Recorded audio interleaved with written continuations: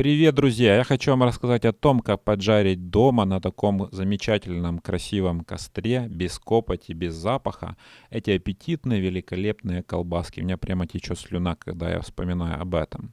Для этого нам понадобится метиловый или же этиловый спирт. Метиловый спирт обойдется в 2 раза дешевле, и он продается в супермаркетах в виде жидкости для розжига костра. Хотя спирт не взрывоопасен, но может вышибить пробку узкую огнем из банки.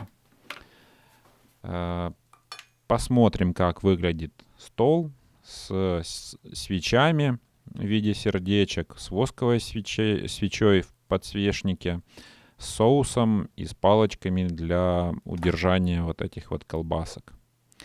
Для розжига для этого костра нам понадобится вода, как ни странно, я вам расскажу зачем, зажигалка и вот такая вот кастрюлька, мисочка для того, чтобы можно было потушить костер, когда закончится все удовольствие. Накрываем стол, берем свечу в подсвечнике, берем подстилку для тарелки.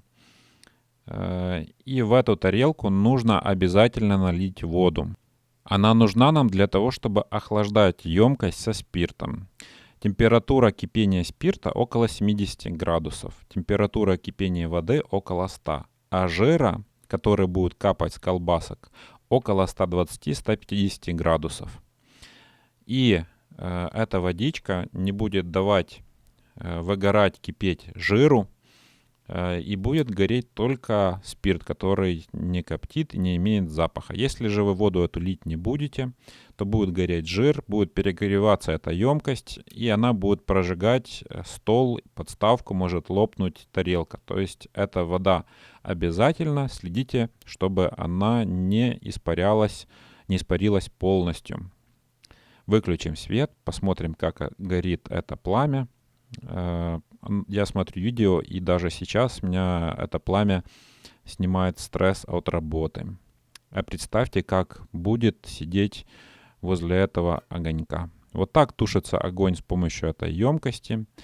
Пар абсолютно не пахнет спиртовой. Емкость холодная, то есть никакого дыма не идет после тушения вот такой вот коробочкой. Можно дать ей полежать, чтобы там все остыло, и тогда запаха вообще не будет. Не будет слышно испарений спирта абсолютно.